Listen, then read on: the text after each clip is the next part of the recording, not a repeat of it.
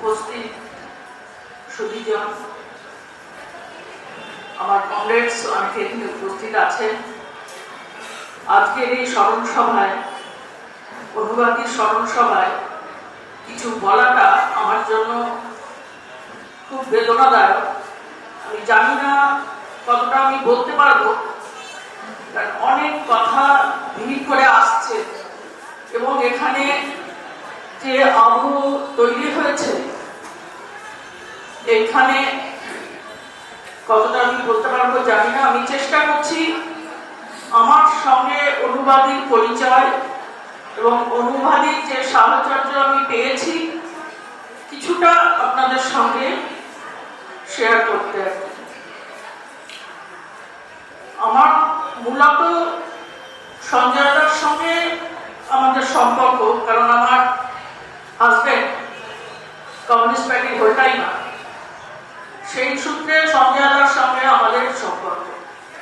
1990 যখন আমার বিয়ে হয়, তখন আমার হাজবেন্ড বলেন যে সঞ্জয় দা মানে মেহনতি মানুষের নেতা, লিডার। সঞ্জয় দা মানে একটা আলাদা অনুভূতি। সঞ্জয় দার স্ত্রী আসবে, পল্টুদার স্ত্রী মহুয়াদি আসবে আমার বৌভাতে। আমার তখন চাক্ষুষ পরিচয় ছিল না ওদের সঙ্গে। গেলেন, প্রথমবার দেখলাম। তারপরে আমার দ্বিতীয়বার ওনাদের সঙ্গে পরিচয় 93 সম্ভবত। সোনা তখন ক্লাস 1-এ পড়ে, কি এরকম হবে। বললো যে সঞ্জয় দা, অনুবাদী সোনা এবং জয়ন্তদা বকখালি বেড়াতে যাবেন, সঙ্গে আমিও যাব, মানে আমার ফ্যামিলি, আমার 1 বছরের বাচ্চা এবং আমার হাজবেন্ড। শুনেছি অনুবাদী স্কুল টিচার, স্বাভাবিক। আমিও মানে সদ্য গ্র্যাজুয়েশন করে তারপরে আমার বিয়ে হয়েছে, তখনও মানে টিচার মানে একটা ভয়ভীতি কাজ করতো। এবং অনুবাদীর যা ব্যক্তিত্ব, সেইখানে অনুবাদীর সঙ্গে গল্প বাচার করা এবং খুব বেশি করা আমার পক্ষেও সেটা মানে একটু সমীহই করতাম। অনুবাদী সেটা বুঝতেন। বকখালি গিয়ে আমরা একটা, তখনকার দিনে তো আর এখনকার মতো ছিল না, একটা সার্কিট হাউস সম্ভবত ওখানে কোথায় ছিলাম, এবং হোটেলে খেতে যাব। হোটেল মানে মাটির বারান্দা, খড়ের চাল, সেই হোটেল।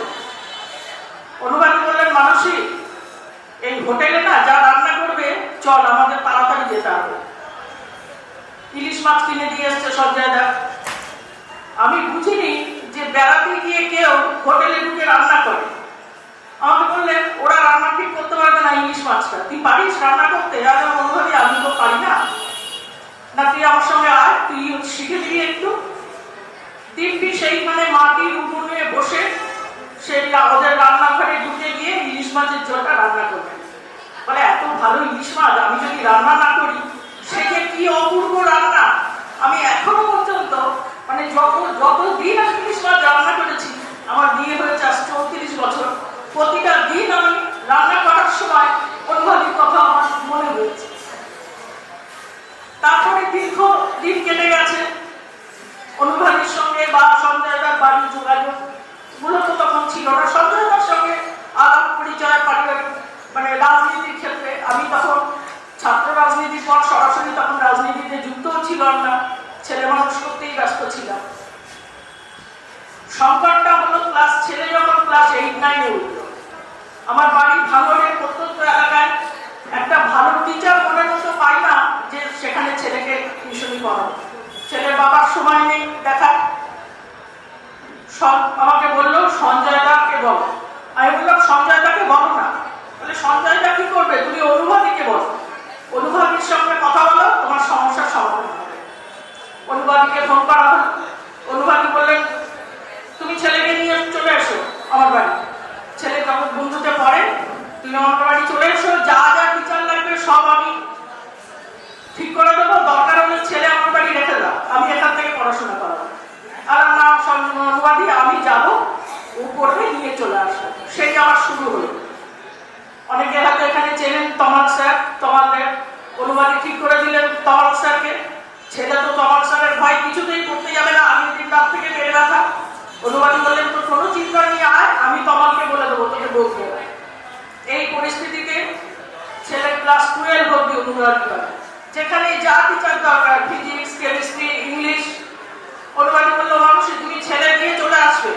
উনি স্কুল থেকে আসবেন, কোনো সময় স্কুল থেকে আসার পরে ওনার আবার এবিটি এর মিটিং থাকে, আস্তে আস্তে সঙ্গে চাবি থাকবে পাশের বাড়ি, আমি নিয়ে ঢুকবো, স্যারকে চা করে দেবো। নিজের বাড়ির থেকেও বেশি আমার নিজের আত্মীয় স্বজন হয়তো আমাকে এতটা হেল্প কোনোদিন করে অনুবাদীর কাছ থেকে আমি যা পেয়েছি।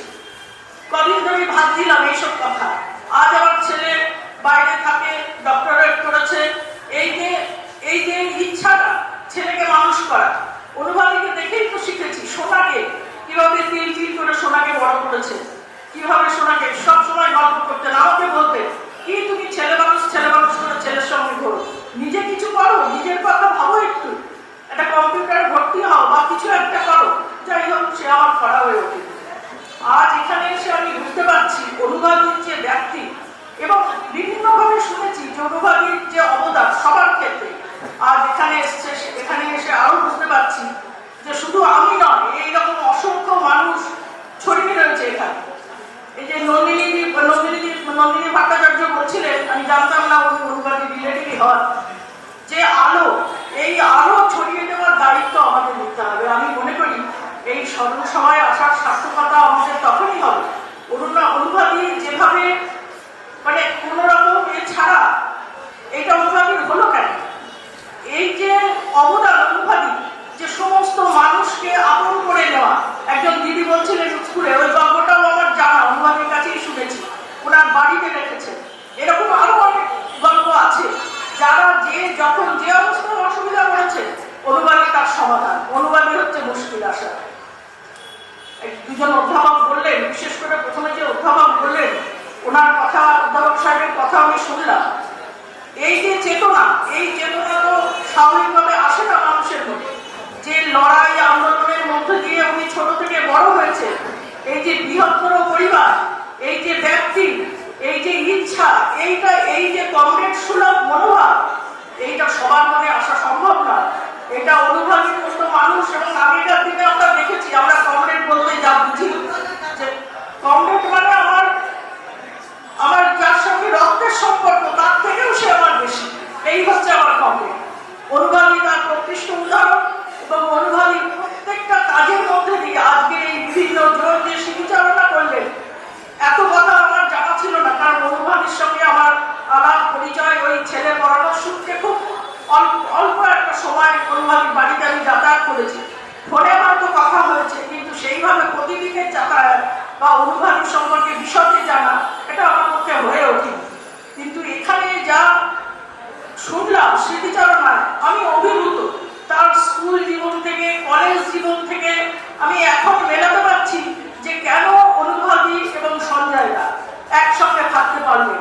কারণ অনুভবী একমাত্র যোগ্য ছিলেন সঞ্জয় দা, এবং সঞ্জয় দা একমাত্র অনুভবীর যোগ্য। এবং আজকে সোনার এই যে আচার আচরণ সবকিছু, সত্যি এত সাধারণ মেয়েটা একটা ডক্টরেট করেছে, বাইরে থাকে, তার শিক্ষাগত যোগ্যতা। এখনকার দিনে আমরা দেখি যে একটু শিক্ষিত মানুষ হলেই তাদের যে অহংকার, তাদের মধ্যে যে এইটা আমি সোনার মধ্যে সত্যিই দেখিনি। একটা কাকিমা বলে ডাকি যখন, তখন আমার মনে হয় না যে ও আমার রক্তের সম্পর্কে না। যাই হোক, এখানে যে আলোচনা হয়েছে সেই পরিপ্রেক্ষিতে যদি নন্দিনী ভট্টাচার্যের কথা থেকেই আমি বলতে চাই যে অনুবাদীর যে ব্যক্তি, অনুবাদীর যে বিশালতা, অনুবাদীর মধ্যে যে আলোর বিচ্ছুরণ, এই আলো যদি আমরা সমাজের সর্বত্র ছড়িয়ে দিতে পারি, তবেই অনুবাদী স্মৃতির প্রতি আমাদের সঠিক শ্রদ্ধা জানানো হবে। এই বলে আমি সবাইকে অভিনন্দন জানিয়ে আমার বক্তব্য